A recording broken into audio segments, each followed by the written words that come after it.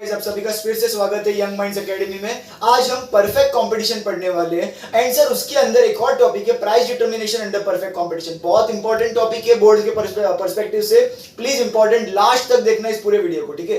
What is perfect competition? Sir perfect competition एक ऐसा market होता है, एक ऐसा टाइप ऑफ मार्केट होता है जहां पर there are large number of buyers and large number of sellers, but sir सारे के सारे सेलर्स एक तरह का होमोजीनियस प्रोडक्ट बेचते हैं। फॉर एग्जाम्पल अगर मैं एक मार्केट लूं जहां पर बहुत सेलर्स है, 10,000 सेलर्स है, ठीक है, पर 10,000 के 10,000 सेलर्स सबके सब एप्पल ही बेच रहे, सब एप्पल बेच रहे, same size, same colour, same quality, same quantity, सब कुछ सेम, साइज शेप सब कुछ सेम, और वो सर इसके अलावा सोने पे सुहागा सबका प्राइस भी सेम है। मतलब 10 के 10,000 सेलर्स सब लोग 50 रुपीज केजी पर ही एप्पल को बेच रहे।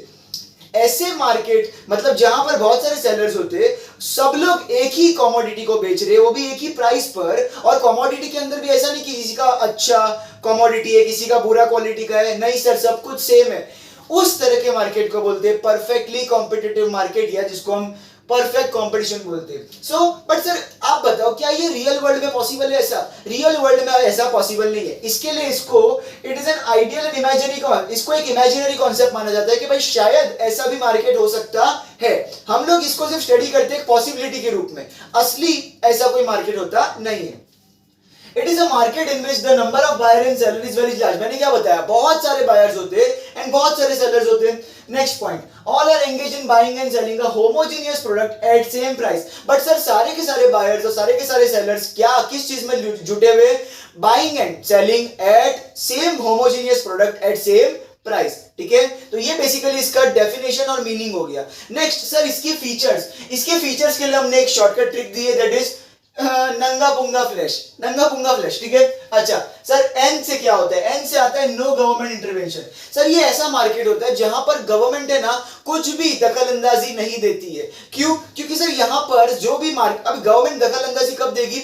जब अलग अलग सेलर्स होंगे, वो अलग अलग कमोडिटीज बेचेंगे। यहां पर सारे सेलर्स सेम कमोडिटी बेच रहे, तो इससे क्या होता है ना, सारे सेलर्स ही एक दूसरे का ध्यान रखते, सारे सेलर्स ही एक दूसरे पर नजर रखते कि कोई बुरा तो नहीं कर रहा, कोई गलत माल तो नहीं बेच रहा, सब लोग बरोबर होमोजेनियस प्रोडक्ट ही बेच रहे हैं ना। तो सर गवर्नमेंट का इंटरवेंशन, गवर्नमेंट का दाखिला, गवर्नमेंट का इंटरफियरेंस करने का जरूरत पड़ता ही नहीं है। नेक्स्ट है सर पी में 2 है, मतलब पी से 2 पॉइंट है, perfect knowledge of market. Sir ये जो मार्केट होता है ना वो बड़ा लोकल होता है, बराबर, ये लोकल। फॉर एग्जांपल अगर मैं मुंबई बोलूं तो मुंबई एक लोकल मार्केट है। तो सर यहाँ पर जितने भी सेलर्स होंगे और बायर्स होंगे ना वो मुंबई के ही रहवासी होंगे, मुंबई के लोग होंगे। और सर वो अगर लोकल मार्केट है तो लोकल मार्केट में अपन सिर्फ अपने घर से नीचे भी उतरते हैं, घर से बाहर जाते हैं, तो भी अपन को पता चल जाएगा कि भैया ये मार्केट है। तो यहाँ पर हर बायर और हर सेलर को है ना उस मार्केट के बारे में पूरी जानकारी होती है, परफेक्ट नॉलेज होता है उनको। Next, perfect mobility of factors of production. Sir mobility of factors of production का मतलब होता है सर एक लोकल मार्केट है तो वहां पर ही उनको ज्यादा ढूंढने की जरूरत नहीं पड़ती है। उन लोकल मार्केट के अंदर से ही उनको लेबर भी मिल जाता है, कैपिटल भी मिल जाता है, देन लैंड भी मिल जाता है, एंटरप्रेन्योर, हर तरह के फैक्टर्स ऑफ प्रोडक्शन जो 4 होते हैं वो आसानी से मिल जाता है, because it is a type of local market. Next, free entry and exit. मैंने क्या बताया था स्टार्टिंग में कि भाई इसके अंदर buyer and sellers are very large, बहुत सारे बेचने वाले होते हैं और बहुत सारे खरीदने वाले होते हैं। अच्छा 10,000 सेलर्स में से कोई 10 सेलर धंधा छोड़ के चले जाए तो उससे मार्केट में कोई फर्क पड़ेगा? नहीं पड़ेगा सर, बाकी के इतने सारे हजारों सेलर्स है सेम प्रोडक्ट बेचने के लिए, तो कोई फर्क पड़ेगा नहीं। तो फ्री एंट्री एंड एग्जिट का मतलब होता है कि अगर उस मार्केट में से कुछ सेलर्स चले जाए, निकल जाए, या कुछ बायर्स निकल जाए तो उससे मार्केट पे कोई फर्क नहीं पड़ेगा, मार्केट फिर भी चलेगा, क्योंकि वो लोग नहीं है तो क्या हुआ, बाकी और हजारों सेलर्स एंड बायर्स है। तो यहाँ पे फ्री एंट्री एंड एग्जिट, आपको जब आना है तब आप यहाँ पे आके बेच सकते हो, जब यहाँ पे आना है उस मार्केट में आके आप खरीद सकते हो।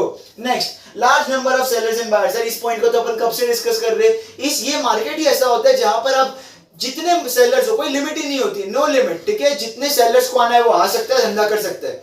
बस एक कंडीशन होगा, होमोजेनियस प्रोडक्ट बेचना पड़ेगा, वो भी सेम प्राइस पर। अगर वो शर्त मंजूर है तो आप इस मार्केट में आ सकते हो, नो लिमिट, खत्म। और सर कितने भी बायर्स है जिनको भी खरीदना है वो फ्रीली वेलकम है, यहाँ पर कोई रेस्ट्रिक्शन नहीं है, नो रेस्ट्रिक्शंस, ठीक है।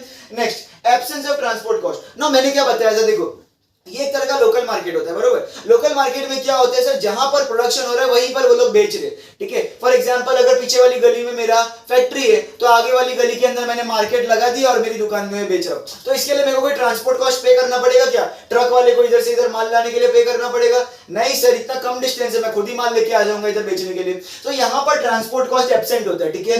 Next single price. Single price और होमोजेनियस प्रोडक्ट, ये दोनों पॉइंट अपन पहले डिस्कस कर चुके हैं। ये मार्केट की खासियत है, यहाँ पे जो भी प्रोडक्ट बिक रहा है वो एक ही सिंगल प्राइस पर पूरे मार्केट में बिकेगा। जितने भी सेलर है सब लोग वही प्राइस को फॉलो करेंगे। होमोजेनियस प्रोडक्ट मतलब वो पूरे मार्केट में जितने भी सेलर है वो सब लोग उसी प्रोडक्ट को बेचेंगे, उसके अलावा किसी प्रोडक्ट को बेचेंगे नहीं।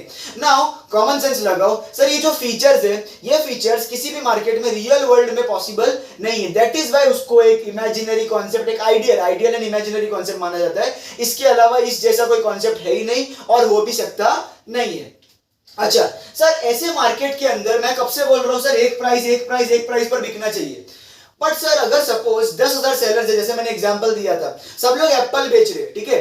बट सर वो एप्पल कौन से भाव पर बिकना चाहिए ये कैसे डिसाइड होता है? सारे 10 के 10,000 सेलर कौन से भाव पर, 20 रुपए पर, 50 रुपए पर, 100 रुपए पर, किस भाव पर बेचेंगे ये कैसे डिसाइड होता है? ये हम इस कॉन्सेप्ट से पढ़ेंगे कि भैया परफेक्ट कंपटीशन के अंदर वो जो प्राइस है किसी भी प्रोडक्ट का वो कैसे डिसाइड होता है। ना देखो, माइक्रो इकोनॉमिक्स की थियरी के अंदर हमने इतना पढ़ा है कि किसी भी कमोडिटी का अगर प्राइस, किसी भी प्रोडक्ट का प्राइस ढूंढना है तो हमको उसका डिमांड और सप्लाई का जरूरत पड़ता है। जितना उसका डिमांड एंड सप्लाई होगा उसके हिसाब से किसी भी कमोडिटी का प्राइस डिसाइड होता है, बरोबर। सर परफेक्ट कंपटीशन के अंदर हम क्या करते हैं, लोगों की डिमांड को और सेलर्स की सप्लाई को कंपेयर करते हैं। जब लोगों की डिमांड और सेलर की सप्लाई इक्वल हो जाती है, जिस प्राइस पर वो इक्वल होगी हम उसको इक्विलिब्रियम प्राइस बोलेंगे, या तो फिर उस परफेक्टली कॉम्पिटिटिव मार्केट में जो प्राइस होना चाहिए वो उसको माना जाएगा। क्या समझा? नहीं समझा? इसके थ्रू समझते।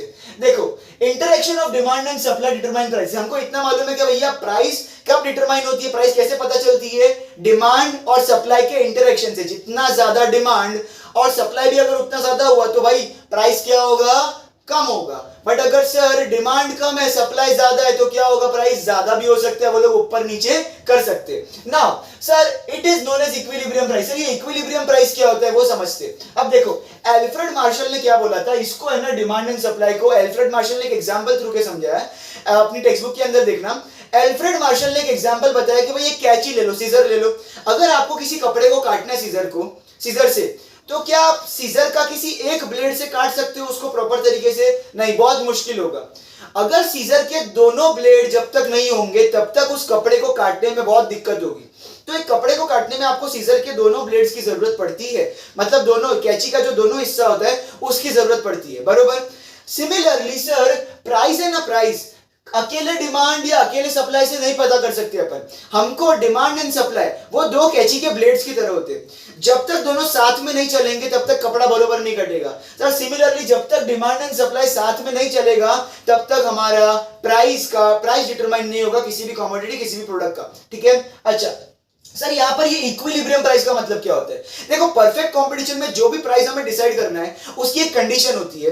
वो कंडीशन दिमाग में याद रखो। वो कंडीशन होती है कि जब प्राइस ऑफ डिमांड, मतलब बेसिकली डिमांड और सप्लाई जब इक्वल होगा, क्या होगा? जब डिमांड और सप्लाई इक्वल होगा वो प्राइस को हम बोलेंगे इक्विलिब्रियम प्राइस। फॉर एग्जांपल हमने यहाँ पे देखो क्या लिया, एक शेड्यूल बनाया, टेबुलर रिप्रेजेंटेशन किया, प्राइस लिया एप्पल्स का पर केजी, 1 किलो एप्पल का भाव लिया यहाँ पर, फिर डिमांड भी लिया और सप्लाई, मतलब यहाँ पे दोनों को साथ में लिया क्योंकि अपन दोनों को कंपेयर करना है ना, डिमांड और सप्लाई को, और लास्ट में अपन उनको कंपेयर करके रिलेशनशिप बताते हैं, उसको साइड में समझते हैं।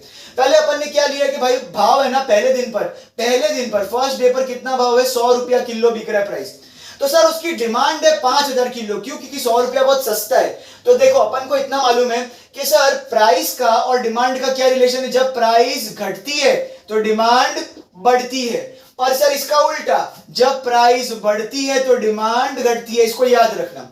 और सर प्राइस और सप्लाई का क्या रिलेशन है?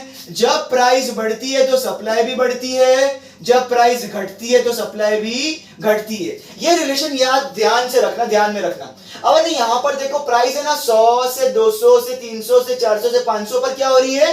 बढ़ रही है। अच्छा, तो सर मैं कौन सा वाला लूंगा? यहां पर ये सेकंड वाला लूंगा, फर्स्ट वाला मत लो फिलहाल, यहां पे सेकंड वाला कॉन्सेप्ट समझो।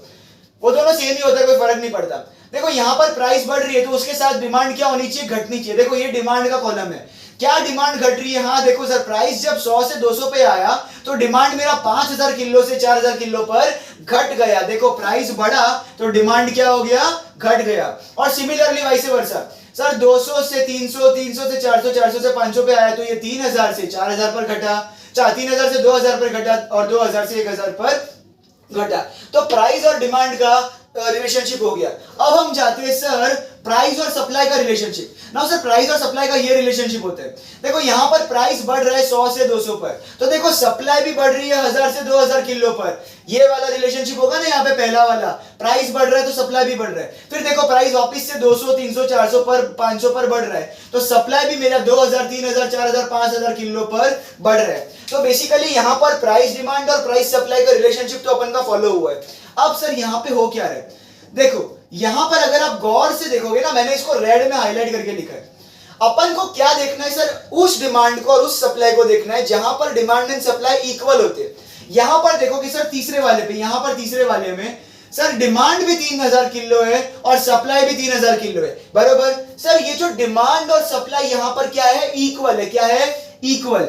सर देखने का फिर वो कौन से प्राइस पर इक्वल है, तो देखो जब डिमांड 3000 किलो था तब प्राइस था 300 और जब सप्लाई भी 3000 किलो था तभी भी प्राइस था 300। दैट मीन्स सर 300 रुपया हमारा क्या होगा, इक्विलिब्रियम प्राइस। क्या होगा, इक्विलिब्रियम प्राइस। तो बेसिकली इक्विलिब्रियम प्राइस का मतलब होता है जब भी डिमांड और सप्लाई इक्वल होता है वो प्राइस आपका बन जाता है इक्विलिब्रियम प्राइस। और सर ये वही प्राइस होता है जो परफेक्टली कॉम्पिटिटिव मार्केट के अंदर प्रिवेल करेगा। परफेक्टली कॉम्पिटिटिव मार्केट के अंदर एप्पल अभी किस भाव पर बिकेंगे, 300 रुपए में बिकेंगे।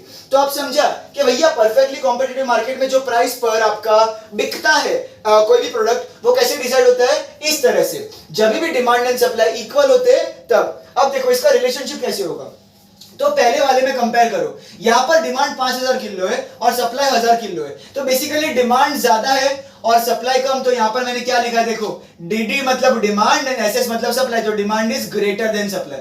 सर यहां पर 4000, 2000, तो यहां पर भी demand greater than supply. But sir यहां पर देखोगे तो डिमांड और सप्लाई इक्वल है, तो demand is equal to supply. यहां पर देखोगे तो डिमांड 2000 है और सप्लाई 4000, तो डिमांड कम है, सप्लाई ज्यादा है, तो demand is less than supply. Answer last वाले में डिमांड क्या होगा, लेस देन सप्लाई। अब इसी को है ना मुझे क्या करना है सर, एक ग्राफिकल रिप्रेजेंटेशन करना है। तो देखो आपका फिक्स होता है x axis y axis origin x complement y complement तो बनाना है। सर आपका x एक्सिस पर फिक्स है हमेशा क्वांटिटी लेने का। अब यहाँ पे सर क्वांटिटी डिमांडेड और क्वांटिटी सप्लाइड दोनों दिया हुआ है, तो आपको दोनों लेने का है। यूनिट लिखना इन केजीज और फिक्स है y एक्सिस पर आपको प्राइस लेना होता है इन रुपीस, यूनिट होगा उसका। सर डिमांड और सप्लाई का दोनों क्वांटिटी देखेंगे तो 1000 से 5000 की रेंज में, तो मैंने इक्वल गैप में 2000 से 5000 लिख दिया है और प्राइस 1000 से 500 की रेंज में। अब है ना ज्वाइन करो, सबको ज्वाइन करो, सबको ध्यान ध्यान से ज्वाइन करना। पहले मैं प्राइस और डिमांड को ज्वाइन कर रहा हूं, ठीक है। तो देखो प्राइस 100 था तो डिमांड कितना था, 1000, तो प्राइस 100 था तो डिमांड था 1000, तो यहाँ पे मैंने एक सर पॉइंट बना दिया, डॉट बना दिया, ठीक है। ध्यान ध्यान से ज्वाइन करना है। अब है ना 200 था तो डिमांड कितना था, 4000, तो डिमांड पहले कर देते अपन, 200 पर कितना है, अच्छा सॉरी मैंने गड़बड़ कर दी, 100 पर 5000 है तो 5000 पर डॉट आएगा, 200 पर 4000 है तो यहां पर 4000 पर डॉट आएगा, थोड़ा ऊपर कर देते हैं, यहां पर 4000 पर डॉट आएगा। सिमिलरली 300 पर 3000 है तो यहां पर 3000 पर डॉट आएगा, ठीक है। मेरे पास स्केल नहीं है तो थोड़ा ऊपर नीचे हो सकता है शायद। 400 से 2000, तो सर 400 पे 2000 तो यहां पर आएगा आपका, और सर 500 पे 1000 तो 500 पे 1000 आपका है। ये बेसिकली जो भी मैंने प्लॉट किया ना वो मेरे डिमांड थे, क्या थे मेरे डिमांड। अब मैं सप्लाई को प्लॉट करता हूँ। सब 200 था तो सप्लाई कितना था, 1000 था, तो 100 रुपए पे सप्लाई था 1000, तो यहां पर पॉइंट आएगा। 200 पे 2000, तो सर 200 पे 2000 का मेरा पॉइंट आएगा यहां पर।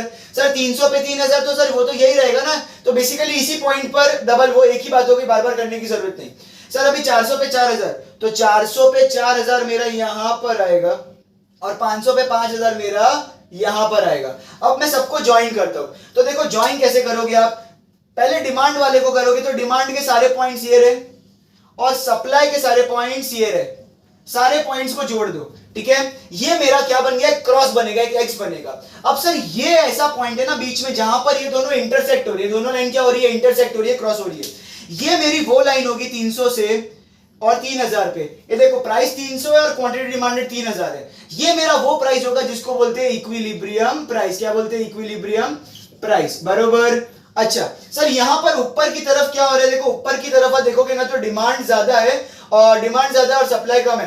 तो देखो यहां पर क्या होगा? Demand is greater than supply. Sir नीचे की तरफ देखोगे तो demand is less than supply और यहां पर होगा तो demand is equal to supply. समझ गया? सर ये नीचे की तरफ हो रहा है और ये ऊपर की तरफ जा रहा है। बेसिकली यहां पर ये बन गया हमारा price determination under perfect competition का शेड्यूल एंड ग्राफ। तो आपका जो 300 रुपए का प्राइस है वो आपके परफेक्टली कॉम्पिटिटिव मार्केट में प्राइस प्रिवेल करेगा। तो इस तरह से हमको प्राइस को डिटरमाइन करना था। आई होप आपको ये वीडियो अच्छा लगा हो। अगर कोई भी डाउट है तो हमें कमेंट सेक्शन में जरूर बताना, हम उसको तुरंत सॉल्व करने की कोशिश करेंगे। हमारे चैनल को lastly like share and subscribe जरूर कर देना। Thank you.